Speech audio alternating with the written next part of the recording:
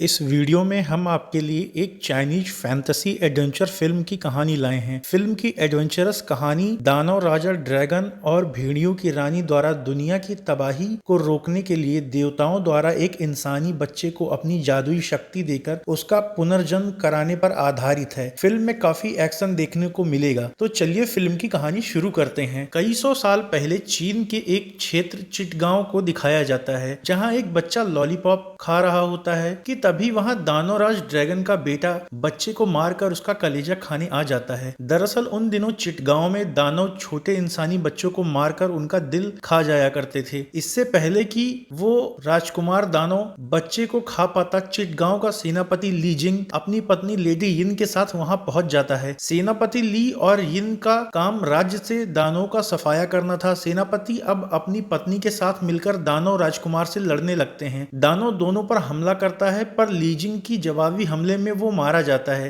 अगले सीन में हम स्वर्ग प्रमुख देवता को अपने गुरु और अमर आत्माओं से बात करते हुए देखते हैं। स्वर्ग प्रमुख उन्हें बताते हैं दुनिया में अराजकता फैल रही है, इसलिए उसने एक ऐसे शक्तिशाली अग्नि कुंडल का निर्माण किया है जिसमें तीनों लोगों की शक्ति समाई हुई है। अगर कोई इंसान इस कुंडल के साथ पुनर्जन्म लेगा तो वो बहुत शक्तिशाली होगा और वो दुनिया को जीत सकता है। स्वर्ग प्रमुख वहां मौजूद एक अमर आत्मा जो कि एक चीता हुआ करता था के साथ वहां के गुरु को धरती पर जाने को कहता है। वो गुरु वहां से चिटगांव के क्षेत्र में जाता है जहां सेनापति ली की पत्नी का प्रसव चल रहा होता है। गुरु अपनी शक्तियों से उस जादुई अग्नि कुंडल को सेनापति के पत्नी के गर्भ में डाल देता है, जिससे उनके यहाँ एक पुत्र जन्म लेता है। उसका नाम वो नेझा रखते हैं। समय बीतता है और नेझा 7 साल का हो जाता है। वो बहुत नटखट होता है। कहानी में आगे हम चिटगांव के राजा के महल में उसकी एक खूबसूरत रानी डाजी को राजा के सलाहकार से बात करते हुए देखते हैं, जहां वो सलाहकार से कहती है कि तुम तो अमर आत्मा हो, तुम मर नहीं सकते और मैं भेड़ियों की रानी हुआ करती थी, मैं अमर नहीं हूँ, पर एक वजह है जिससे मुझे यहाँ महल में रानी बनना पड़ा। सलाहकार बताता है कि मैं भी पहले चीतों की दुनिया का बादशाह काला चीता हुआ करता था, पर अब यहाँ हूँ, लेकिन जल्दी ही अपना यहाँ आने का मकसद पूरा करूंगा, बस त्योहार तक का इंतजार है। उसके बाद तुम राजा के बजाय मेरे साथ रहोगी। अगले सीन में दिखाया जाता है कि वो बच्चा नेझा अपनी सेनापति पिता और माता से कहता है कि आप दोनों दानों का शिकार क्यों करते हैं? सभी दानव तो बुरे नहीं होते हैं, कुछ अच्छे भी होते हैं, जैसे इंसान अच्छे और बुरे दोनों होते हैं। उनका पिता कहता है दानव हमारे चिटगांव के लोगों को मार डालते हैं और उनके बच्चों का दिल निकाल कर खा जाते हैं, इसलिए लोगों की सुरक्षा की जिम्मेदारी हम पर है। नेझा का गुरु उन्हें बताता है कि नेझा बहुत होशियार और शरारती हो गया है। उसी रात नेझा स्वादिष्ट खाना लेकर अपनी एक दोस्त दानव बच्ची सोयू से मिलने जाता है। वो उसको खाना देकर कहता है कि दानव इंसानों को खा जाते हैं, क्या तुम भी ऐसा ही करोगी? वो बच्ची कहती है कि नहीं, वो इंसानों को कभी नहीं खाएगी। वो अपनी दोस्ती का वादा करती है। चिटगांव का राजा बहुत ही अय्याश था। वो ज्यादातर समय औरतों या खूबसूरत रानी डाजी के साथ बिताया करता था। वो उसकी खूबसूरती में इतना डूब चुका था कि उसकी हर बात मानता था और अपने राज्य की समस्याओं पर ध्यान नहीं देता था। एक दिन राज्य के मंत्री दरबार में आकर राजा से कहते हैं कि दानवों का आतंक बहुत बढ़ गया है,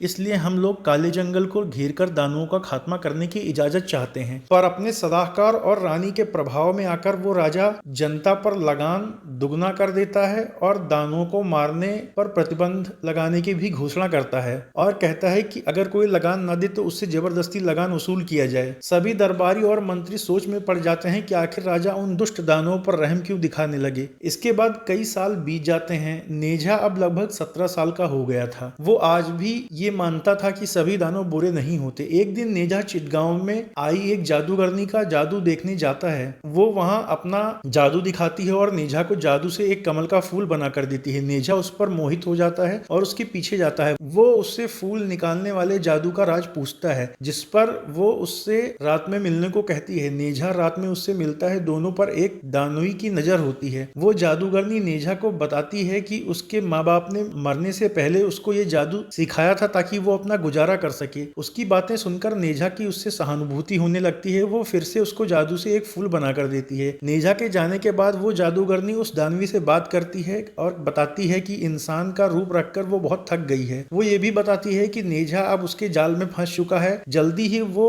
और दानवी नेझा को मारकर डाजी का मकसद पूरा करेंगी। उधर नेझा कमल का फूल लेकर जब रात में अपने घर पहुंचता है तो उसके पिता सेनापति ली उससे पूछते हैं कि इतनी रात तुम कहाँ गए थे? वो उनसे सच न बताकर बहानेबाजी करने लगता है। ली जान जाते हैं कि वो झूठ बोल रहा है और वो वो उस पर नाराज होते हैं। नेझा की माँ उनको शांत करने की कोशिश करती है। नेझा कमरे में जाता है कि तभी वहाँ उसके गुरु आ जाते हैं। वो उनसे बताता है कि राज्य में एक नई जादूगरनी आई है जिससे उसको प्यार हो गया है। अब उसका गुरु उससे कहता है कि मैं तुम्हें युद्ध के कौशल सिखा रहा हूँ और तुम ये सब सीख रहे हो। अगले दिन नेझा फिर से उस जादूगरनी का जादू देखने जाता है। उसके पिता को शक होता है कि उसका बेटा किसी दानव के माया जाल में फंस रहा है, इसलिए वो भी उसके पीछे जाते हैं और उस जादूगरनी पर हमला कर देते हैं। क्योंकि वो जादूगरनी ना होकर एक दानवी थी जो इंसान का रूप रखकर नेझा को फंसाने आई थी। ली उसको अपने दानव मारने वाले हंटर से बांध लेते हैं, जिससे उसका दानव वाला चेहरा सबके सामने आ जाता है। ये जानकर कि वो एक दानव है, लोगों में अफरा तफरी मच जाती है, लेकिन नेझा उसको बचाने लगता है क्योंकि उसको अभी भी यही लगता है कि सभी दानव बुरे नहीं होते। नेझा अपने पिता से कहता है कि वो इसको जान से ना मारें क्योंकि ये अच्छी दानव है। आखिरकार ली उस दानव को नेझा के कहने पर ना मारकर करवा देते हैं। वो वहां से अपनी मालकिन डाजी के पास जाती है। डाजी उस पर बहुत नाराज होती है और कहती है कि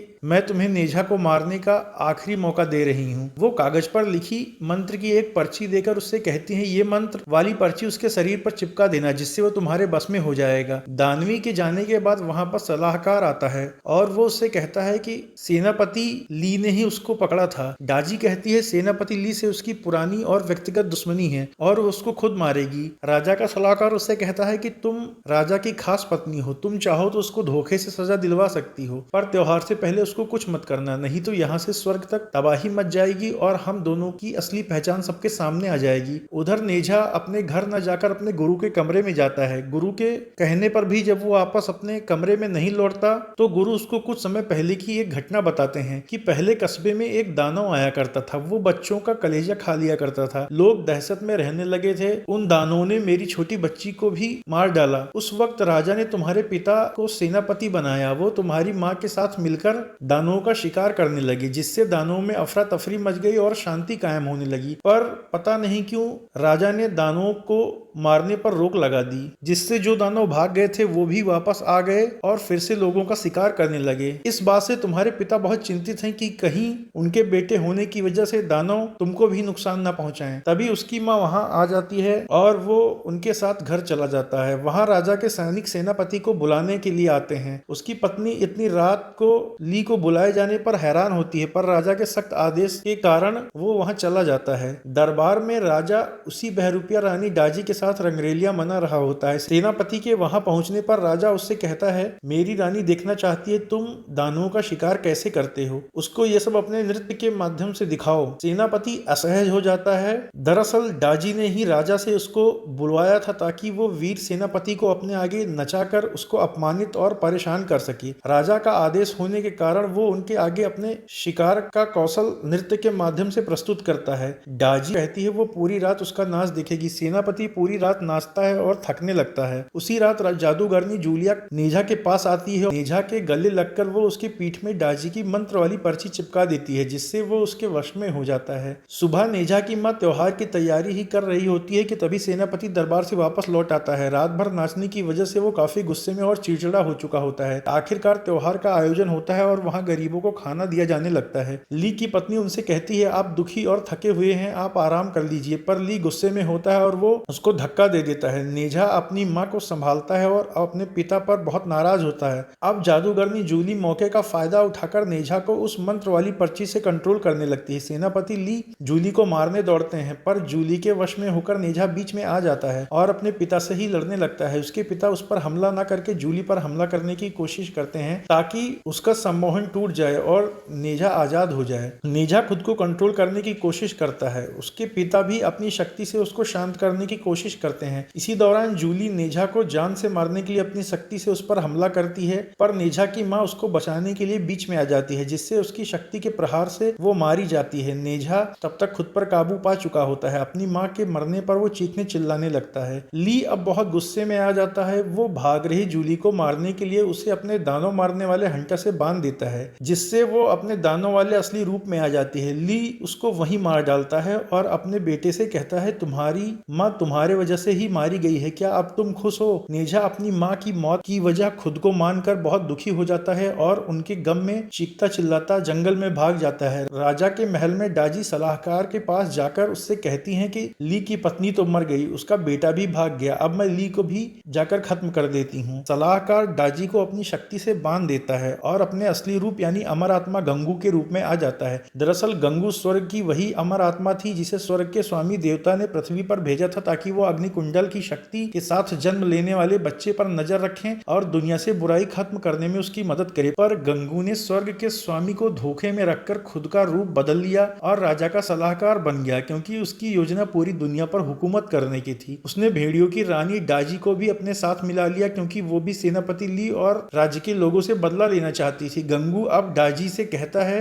त्योहार से पहले मैं तुम्हें सेनापति ली को नहीं मारने दूंगा, नहीं तो उसकी आत्मा धरती पर रह जाएगी और स्वर्ग में सबको मेरी योजना का पता लग जाएगा। गंगू डाजी को अपने कैद से आजाद कर देता है और कहता है कि याद रखना कि ली सिर्फ मेरा शिकार है। कहानी में आगे हम दानव सम्राट ड्रैगन को देखते हैं जो सेनापति ली द्वारा उसके बेटे दानव राजकुमार को मार दिए जाने के बाद से अब तक उससे बदला लेने के इंतजार में बैठा था। धोखेबाज अमर आत्मा वहां पहुंचकर उससे कहता है कि वो सेनापति ली को मारने के लिए उसको अपनी सालों की इकट्ठा की गई शक्ति का एक पुंज दे सकता है। ड्रैगन सम्राट उससे वो शक्ति का पुंज ले लेते हैं। अब गंगू उससे कहता है कि ली को मारकर अपने बेटे की मौत का बदला लो और चिटगांव को तहस नहस करके हर तरफ तबाही मचा दो। दरअसल अमर आत्मा अपने मकसद को पूरा करने के लिए दानव सम्राट को मोहरा बनाता है ताकि उसका मकसद भी पूरा हो जाए और स्वर्ग में और यहाँ किसी को पता भी ना लग पाए कि इन सबके पीछे उसका हाथ है। इधर रो रहे नेजा को सांत्वना दे रहे गुरु को आभास हो जाता है कि ड्रैगन तबाही मचाने आ रहा है। अपनी पत्नी के गम में डूबे ली को एक सैनिक आकर बताता है कि ड्रैगन दानव समुद्र के रास्ते तबाही मचाते हुए इधर ही आ रहा है। ड्रैगन दानव के आने से वहां के लोगों में अफरा तफरी मच जाती है। ली उन सभी लोगों से कहता है कि यहाँ से चले जाएं, लेकिन तब तक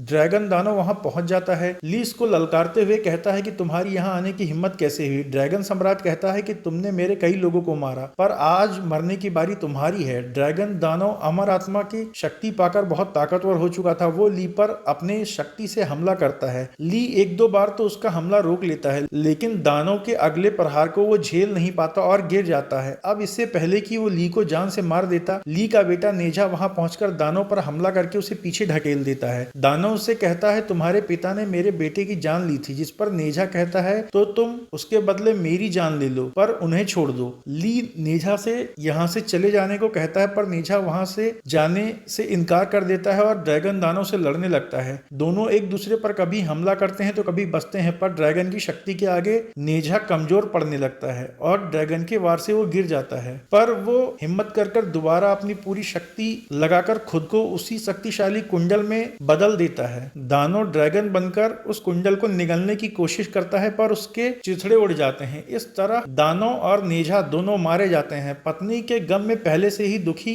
ली अब बेटे के मरने से और ज्यादा दुखी हो जाता है। चिट गांव के राजा डाजी के बहकावे में आकर ली पर दानव को ललकार कर उसे गांव में बुलाने, लोगों को मारने और उनके घर तबाह होने का झूठा आरोप लगाकर उसे मौत की सजा सुना देते हैं और कारागार में बंद करवा देते हैं। उधर अमर आत्मा गंगू चालाकी दिखाते हुए स्वर्ग प्रमुख के पास जाकर उनसे झूठ बोलता है कि गुरु की लापरवाही की वजह से नेजा मारा गया, क्योंकि गुरु ने ड्रैगन को नहीं रोका। स्वर्ग प्रमुख को उसके झूठ का पता नहीं चल पाता, इसलिए जब गुरु स्वर्ग पहुंचता है तो स्वर्ग प्रमुख उस पर लापरवाही का आरोप लगाकर गुरु से कहते हैं, तुमने ड्रैगन को नहीं रोका, इसलिए उसने नेजा को मार दिया, जिससे अग्निकुंडल की ताकत कम हो गई है और ड्रैगन की ताकत बढ़ गई है। आगे स्वर्ग प्रमुख उससे ये भी कहते हैं कि मैंने अमर आत्मा गंगू को आदेश दिया है कि वो शक्तिशाली कमल खिलाकर उसे निंजा का अग्निकुंडल के साथ पुनर्जन्म कराएं, पर इस बार उसका गुरु गंगू बनेगा, ना कि तुम। गुरु कहता है नेजा उसका चेला है और नेजा का पुनर्जन्म उसके माध्यम से ही होना चाहिए, ना कि गंगू के। पर स्वर्ग प्रमुख नहीं मानते। अब गुरु वहां से कारागार में मौत की सजा पाए ली के पास जाता है और कहता है, दुनिया में दहशत फैल चुकी है, यहाँ से जल्दी निकलकर आजाद हो जाओ। ली कहता है वो यहाँ से निकलकर क्या करेगा। दूसरी ओर गंगू अग्निकुंडल के जरिए नेजा का पुनर्जन्म करा रहा होता है, लेकिन इस प्रक्रिया में अपनी काली शक्तियां डाल रहा होता है ताकि पुनर्जन्म होने पर नेजा दानव बनकर उसका गुलाम बना रहे और दुनिया को बचाने के बजाय दुनिया को तबाह करे, ताकि दुनिया पर गंगू का शासन हो जाए। तभी वहां पहुंचकर गुरु गंगू की काली करतूतें भाप लेता है और वो उसे नेजा का पुनर्जन्म काली शक्तियों से कराने से रोकता है और कहता है ऐसा करने से नेजा दुनिया में तबाही ला देगा। गंगू ये प्रक्रिया रोकने से मना कर देता है, जिस पर गुरु कहता है, चिटगांव में दानव द्वारा जो जल प्रलय किया गया था उसमें भी तुम्हारा ही हाथ है। अपनी शक्तियों से गुरु अब नेजा का काली शक्तियों से पुनर्जन्म रोकने की कोशिश करता है, पर गुरु को रोकने के लिए गंगू उनसे लड़ना शुरू कर देता है। दोनों एक दूसरे पर अपनी शक्तियों से हमला करते हैं। इसी दौरान कमल के के फूल से नेझा का पुनर्जन्म हो जाता है। नेझा का जन्म गंगू की काली शक्ति से होने की वजह से वह एक दानव बन चुका था। नेझा को जागृत करने के लिए गुरु उससे कहते हैं कि मैं तुम्हारा गुरु हूँ, मुझे पहचानो और खुद पर दानवी शक्ति को हावी मत होने दो। लेकिन इन बातों का नेझा पर कोई असर नहीं होता क्योंकि वो गंगू के वश में होता है। गंगू अब उससे गुरु को मार डालने को कहता है। नेझा गुरु पर हमला करना शुरू कर देता है, लेकिन गुरु नेझा पर हमला न करके उससे बचता है। गुरु नेझा का हर वार रोकने की कोशिश करता है। इसी दौरान गंगू अचानक से पीछे से गुरु के पेट में अपनी जादुई तलवार घुसा देता है। गुरु घायल होकर जमीन पर गिर जाता है और गायब होकर वहां से भाग जाता है। कारागार में दाजी ली के पास जाती है और उससे कहती है कि एक बार भेड़ियों की रानी बच्चों का कलेजा खाने आई थी, तुमने अपने तीर से उसको घायल कर दिया था। तुम्हें लगा था कि वो मर गई, पर वो मरी नहीं थी, वो मैं ही थी और मैं तुमसे अब बदला लूंगी। मैंने अपना रूप बदलकर यहाँ के राजा को अपना मुरीद बना लिया। वो मेरी खूबसूरती पर मोहित है और मेरी हर बात मानता है। अब दाजी ली को कारागार के अंदर ही जान से मारने की कोशिश करती है, पर वो नाकाम हो जाती है। उधर गंगू नेझा को जंगल में ले जाकर उससे कहता है तुम्हें मेरा हर आदेश मानना होगा और अब समय आ गया है कि हम पूरी दुनिया पर राज करेंगे। अगले दिन दाजी गंगू से कहती है कि वो ली को नहीं मार पाई, जिस पर गंगू कहता है मैंने पहले ही तुम्हें आगाह किया था उसके पास मत जाना, वो मेरा शिकार है। त्योहार के बाद मैं उसके बेटे से ही उसको मरवा दूंगा, इसलिए अगर त्योहार से पहले तुमने या राजा ने उसको मारने की कोशिश की तो मैं सबको खत्म कर दूंगा। गंगू अब नेझा को चिटगांव के निर्दोष लोगों को मारने भेजता है ताकि वहां दहशत बन सके। नेझा रास्ते में आते सभी लोगों को बेरहमी से मारने लगता है। लोगों में अफरा तफरी और दहशत मच जाती है। इधर राजा महल में अय्याशी कर रहा होता है कि तभी दाजी वहां पहुंच जाती है। राजा उसके नजदीक जाने की कोशिश करता है, तभी दाजी अपने भेड़िया वाले रूप में आकर राजा को जान से मार देती है और उसका रूप रख लेती है। ये बात महल में किसी को पता नहीं चल पाती। उधर एक सिपाही चुपके से कारागार में जाकर ली को बताता है कि आपका बेटा नेझा अब एक दानव बन चुका है, वो निर्दोष लोगों को मार रहा है। उसी रात राजा के रूप में दाजी तबाही मचाने और ली को मौत की सजा देने की तैयारी कर रहा होता है। थोड़ी ही दूरी पर खड़े गंगू और नेझा ये सब देख रहे होते हैं। ली अपना बंधन तोड़कर राजा पर हमला करने की कोशिश करता है, पर उसको ये नहीं पता होता कि ये राजा के रूप में दाजी है। कमजोर हो चुका ली बहरूपिया राजा से हारने लगता है। वो बहरूपिया अपनी काली शक्तियों से ली को मारने लगता है, जिस पर सिपाही ये कहते हुए वहां से भागने लगते हैं कि ये हमारा राजा नहीं हो सकता, ये कोई दानव है। वो बहरूपिया अब घायल हो चुके ली को जान से मारने आगे बढ़ता है कि तभी नेझा उस पर अपनी शक्तियों से हमला करता है, जिससे वो अब अपने असली रूप में आ जाता है। गंगू उससे कहता है मैंने आगाह किया था पर तुम नहीं मानी, इसलिए अब तुम मरो। वो दाजी को मार देता है और उसकी शक्ति ले लेता है और इसके बाद गंगू नेझा से उसके पिता ली को मार देने को कहता है। तभी गुरु वहां पहुंचकर गंगू को आगाह करते हैं कि तुम अपनी शक्तियों का गलत इस्तेमाल करके स्वर्ग प्रमुख को धोखा दे रहे हो, जिस पर गंगू कहता है कि अब मैं खुद ही देवता बन जाऊंगा। तो अब एक तरफ गुरु और गंगू की लड़ाई शुरू हो जाती है और दूसरी तरफ नेझा ली को मारने आगे बढ़ता है। वो घायल ली पर हमला करता है। ली उससे कहता है कि वो उसका पिता है। नेझा सोच में पड़ने लगता है कि तभी गंगू उसके दिमाग को फिर भ्रमित कर देता है। ली नेझा की तलवार का वार रोकने की कोशिश करता है, पर नेझा की तलवार उसके आर पार हो जाती है, इसलिए ली की तलवार भी नेझा के शरीर में घुस जाती है। इधर गंगू भी गुरु को घायल कर देता है और वहां विध्वंस शुरू कर देता है। रो रहे ली की आंसू की एक बूंद नेझा के घाव में गिरती है, जिससे उसके अंदर की दानवी शक्ति खत्म होने लगती है। अब नेझा, ली और गुरु तीनों की आत्मा स्वर्ग के द्वार पर पहुंच जाती है। ली वहां गुरु से कहता है नेझा के अंदर का अग्निकुंडल अमर है, उसके जरिए आप नेझा का पुनर्जन्म करवा दीजिए। गुरु कहता है नेझा को बचाया तो जा सकता है, अगर तुम्हारी आंसू की एक बूंद उसके शरीर में चली जाए तो वो बच जाएगा और उसकी याददाश्त भी वापस आ जाएगी, पर इसके लिए तुम्हें मरना पड़ेगा और मैं ये बिल्कुल भी नहीं चाहता। पर ली के बार बार आग्रह करने पर